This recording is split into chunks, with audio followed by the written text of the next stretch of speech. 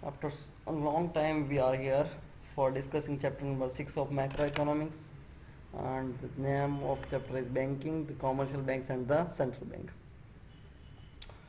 We have discussed the first topic here is the commercial bank, and the definition of commercial bank is here in the bold line. Simple commercial bank किसे बोलेंगे हम? Commercial bank is an institution which performs the functions of accepting deposits. Simple आपको याद रखना है यहाँ पर commercial bank किसे कहेंगे. कॉमर्शियल बैंक सिंपल उसके 3 फंक्शंस है मेनली यहाँ पर बताए गए हैं कि वो क्या करती है, हमारे पास से डिपॉजिट एक्सेप्ट करती है, granting loans and making investment.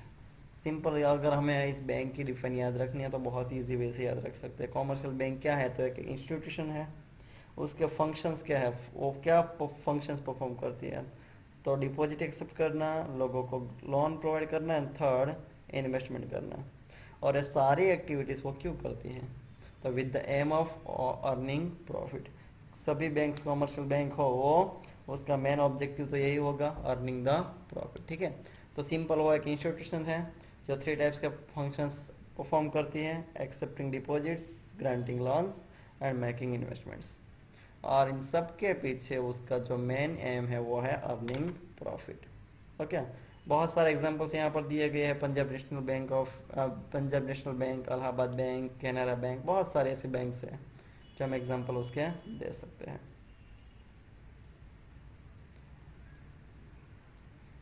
उसके बाद क्या है हमारे पास, functions of commercial bank. Commercial bank के क्या क्या फंक्शंस है वो हमें एक्सप्लेन करने हैं. ठीक है, तो कोई भी कॉमर्शियल बैंक हो उसके 2 मेन फंक्शंस हैं, एक primary functions and second one is the secondary function.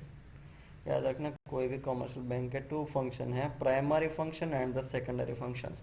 और मैंने पहले भी आपको बताया था ये जो चैप्टर नंबर 6 है वो एग्जाम के हिसाब से बहुत ही इंपॉर्टेंट है, क्योंकि इस चैप्टर में से 3 या 4 मार्क्स के लिए कोई ना कोई क्वेश्चन आता ही आता है.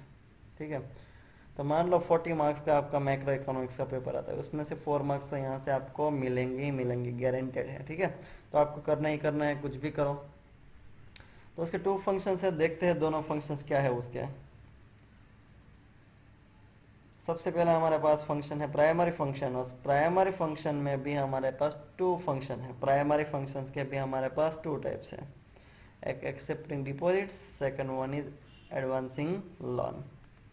क्या फंक्शन है हमारे पास, एक है accepting deposits and second one is advancing loans. Okay, तो सबसे पहले स्टार्ट करते हैं. हमारा एक्सेप्टिंग जो डिपॉजिट है वो बैंक कैसे डिपॉजिट एक्सेप्ट करती है. तो simple, it is the most important function of commercial banks. They accept the deposits in the several forms according to the requirement of the different sections of the society. The main kinds of deposits are, okay चलो, deposits भी बहुत type के अलग अलग होती हैं. आपने सुना होगा, हमारे कोई बोलता होगा मेरे पास सेविंग अकाउंट है, कोई बोलेगा मेरे पास करंट अकाउंट है, कोई बोलेगा मैंने फिक्स्ड डिपॉजिट करवाया है बैंक में. ठीक है, तो ऐसे थ्री टाइप से बैंक क्या करती है, हमारे पास से डिपॉजिट एक्सेप्ट करती है, या तो सेविंग अकाउंट थ्रू, या तो करंट अकाउंट थ्रू, या फिर फिक्स डिपॉजिट थ्रू. समझ में आ रहा है. तो प्राइमरी टोटल हम याद रखो, फिर से याद करो, जो कॉमर्शियल बैंक होती है उसके मेनली 2 फंक्शंस होते हैं, primary function as well as secondary function. Primary functions के भी बहुत सारे अलग अलग टाइप होते हैं. प्राइमरी फंक्शंस के भी 2 टाइप्स हैं, एक डिपॉजिट एक्सेप्ट करना and second one is loan grant करना. अब डिपॉजिट एक्सेप्ट करने के भी 3 टाइप्स हैं, अलग अलग 3 वे से वो क्या करती है, हमारे पास से डिपॉजिट एक्सेप्ट करती है, current account through, fixed account through, या फिर सेविंग अकाउंट थ्रू. अब करंट अकाउंट क्या होता है, फिक्स्ड अकाउंट क्या होता है, और सेविंग अकाउंट क्या होता है, आपको पता है? शायद नहीं पता है, तो मैं आपको एक्सप्लेन करता हूँ. ठीक है, शॉर्ट में अगर मैं आपको एक्सप्लेन करना चाहूँ तो फिक्स डिपॉजिट यानी क्या, जिसमें आपको सबसे ज़्यादा इंटरेस्ट रेट मिलता है. याद रखना, सबका डिफरेंट क्या है, आपको ऐसे ही याद रह जाएगा.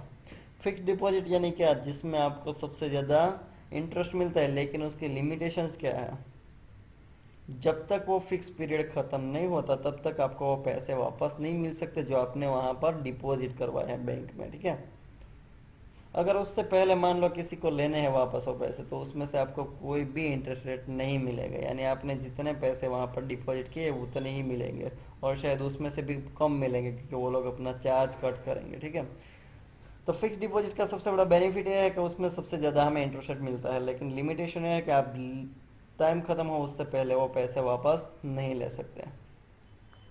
बात करते हैं करंट अकाउंट की। तो करंट अकाउंट ऐसा अकाउंट है जहाँ पर आपको जितने भी ट्रांजेक्शन्स करने हैं, यानी कि आपको जितना डिपॉजिट करना है कर सकते हैं, कोई लिमिट नहीं है।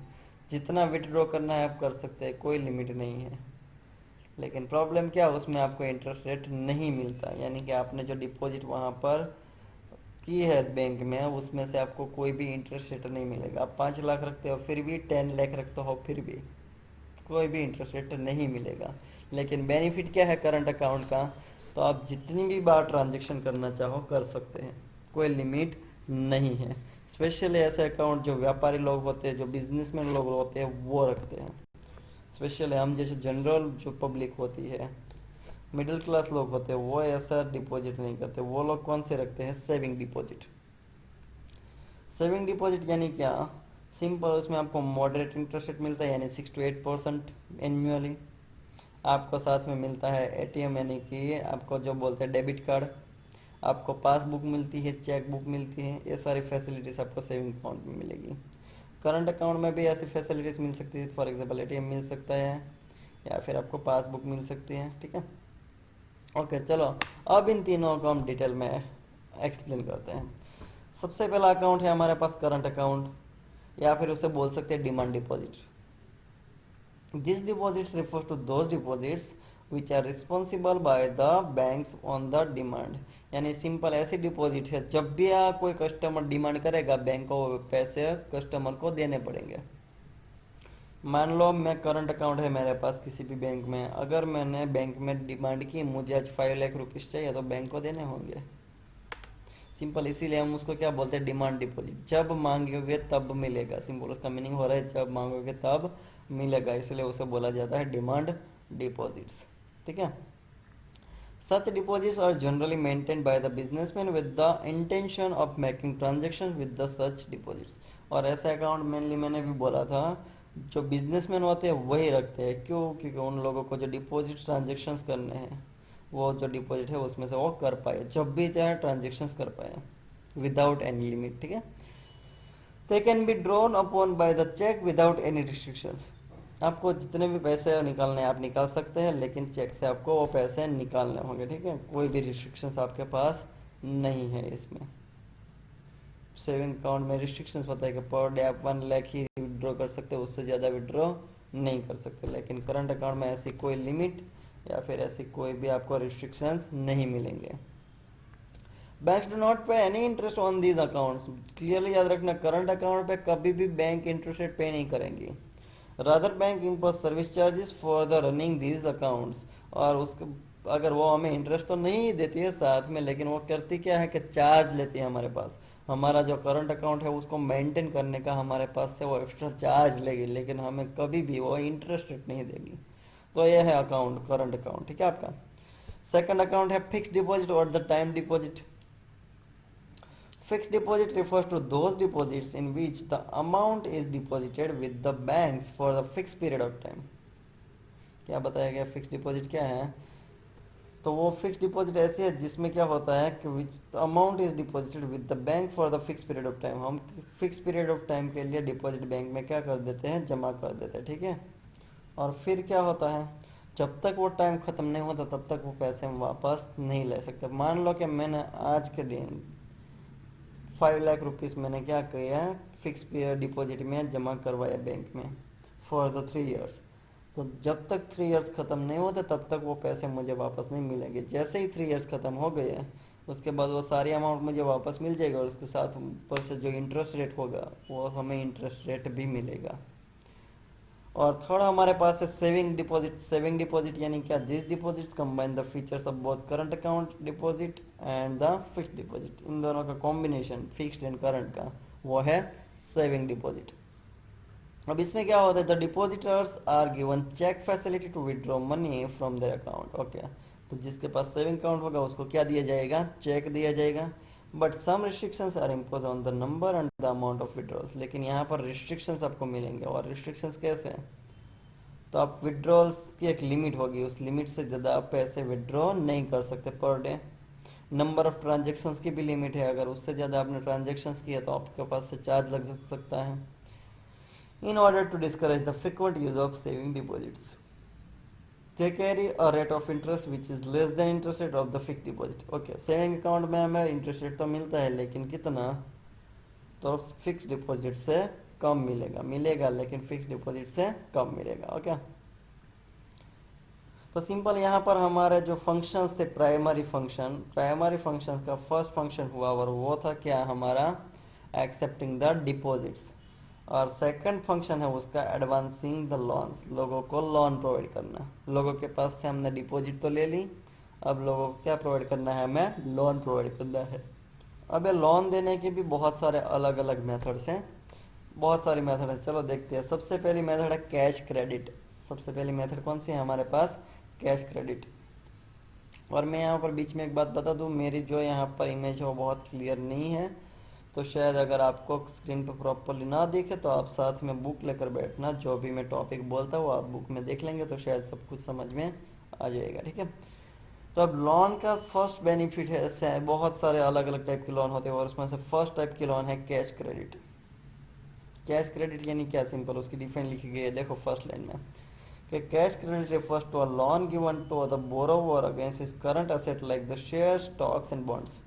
यहाँ पर लोगों को लोन दी जाती है, लेकिन किसके बदले में, करंट असेट्स के बदले में, यानी कि लोगों के पास से करंट असेट्स लेकर, अब करंट असेट्स यानी क्या, शेयर्स, स्टॉक्स, बॉन्ड्स, ये सारी चीज़ को हम क्या करेंगे, वहाँ पर मॉर्गेज रखेंगे बैंक में, और उसके बदले में हमें क्या मिलेगी, लोन मिलेगी, तो उसे बोलेंगे हम क्या, cash credit. A credit limit is sanctioned and the amount is credited in his account। तो जो भी पैसे हमें मिलेंगे लोन में से वो हमारे अकाउंट में ऑटोमेटिकली क्या हो जाएंगे, क्रेडिट हो जाएंगे। तो बोरोवर में withdraw any amount with in this credit limit and interest is charge on the amount actually withdrawn. लेकिन सबको जितनी चाहिए इतनी कैश क्रेडिट नहीं मिल जाती, बैंक ने जो डिसाइड की उतनी कैश क्रेडिट हमें मिलेगी, और वो डिपेंड है मेरी बैंक में क्रेडिट कैसी है और मेरे पास कितनी करंट असेट्स हैं, उसके ऊपर से डिसाइड होगा कि मुझे कितनी कैश क्रेडिट मिलेगी, और उस किस क्रेडिट में से मैं जब भी चाहूँ मैं विड्रॉ कर सकता हूँ पैसे। ठीक है, तो वह है कैश क्रेडिट। अब सेकंड है हमारे पास डिमांड लोन्स। अब डिमांड लोन्स क्या है, तो सिंपल ऐसी लोन मैं आपको मेरी लैंग्वेज में समझा दूँ पहले। डिमांड लोन यानी ऐसी लोन कि बैंक आपको लोन तो देती है, लेकिन प्रॉब्लम क्या है, जब भी बैंक बोले तब आपको वापस कर देनी है वो पैसे। मान लो बैंक ने मुझे आज 2 लाख रुपीस दे दिए on the name of demand loans. ठीक है, तो जब भी बैंक मुझे वापस कॉल करेगी कि आपको वो पैसे डिपॉजिट करवाने होंगे, तुरंत ही मुझे वो पैसे वापस डिपॉजिट कर देने पड़ेंगे, उसका कोई फिक्स टाइम नहीं होता है। उस बैंक ने मुझे आज लोन दी, वो 2 दिन के बाद भी मुझे कॉल कर सकती है, 5 डेज के बाद भी मुझे कॉल कर सकती है, 1 मंथ के बाद या फिर 1 ईयर के बाद भी मुझे कॉल कर सकती है, यानी उसका कोई फिक्स टाइम नहीं होता। ठीक है, जब भी बैंक वापस मांगे तब हमें उसे पैसे वापस करने पड़ेंगे, वो है डिमांड लोन्स। होप के सबको समझ में आ रहा है। अब डिमांड लोन की डिफाइन दी गई है यहाँ पर कि demand loans refers to those loans which can be record on the demand by the bank at any time. Bank जब भी कभी भी आपके पास से वो पैसे वापस मांग सकते हैं, तब आपको वो पैसे वापस कर देने हैं, उसे बोलते हैं हम डिमांड लोन।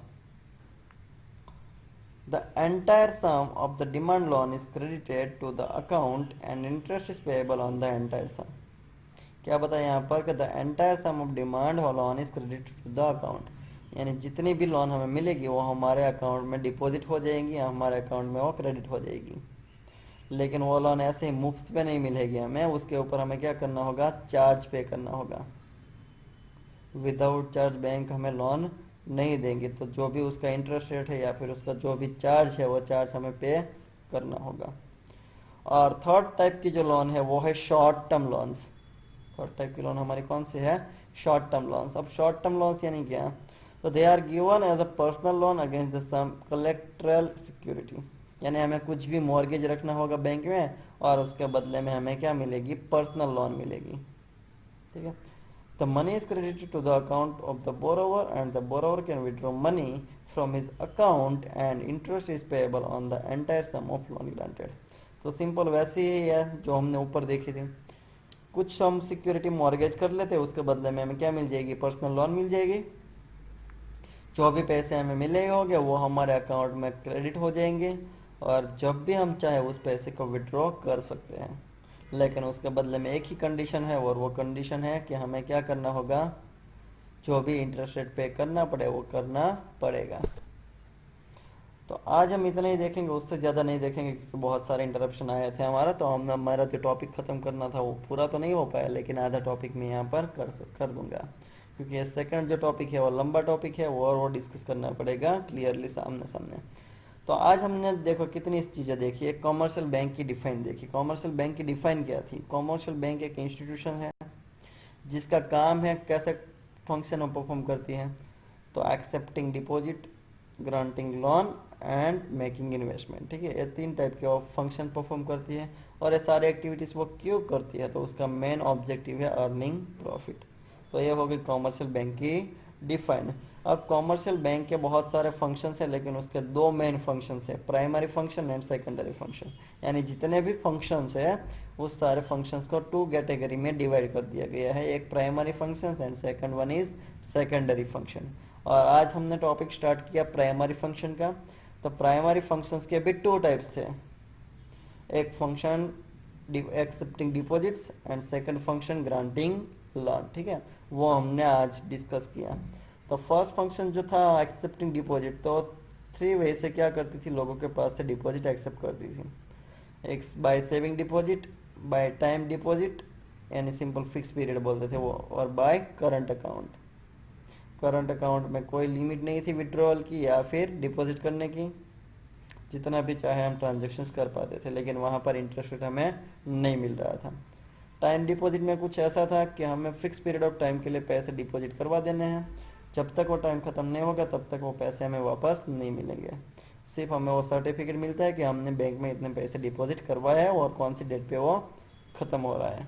लेकिन उसमें सबसे बड़ा बेनिफिट ये था कि हमें सबसे ज़्यादा वहाँ पर क्या मिलता है, इंटरेस्ट रेट मिलता है।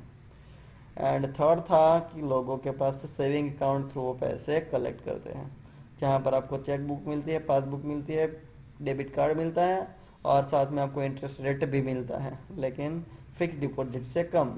बेनिफिट क्या है यहाँ पर, सॉरी लिमिटेशन, कि आपकी एक लिमिटेशन होती है वहाँ पर कि आप कुछ ही लिमिट में पैसे विड्रॉ कर सकते हैं या कुछ ही लिमिट में पैसे डिपॉजिट कर सकते हैं। ठीक है, तो हो गया हमारा 3 टाइप्स की जो डिपॉजिट एक्सेप्ट करती थी वो।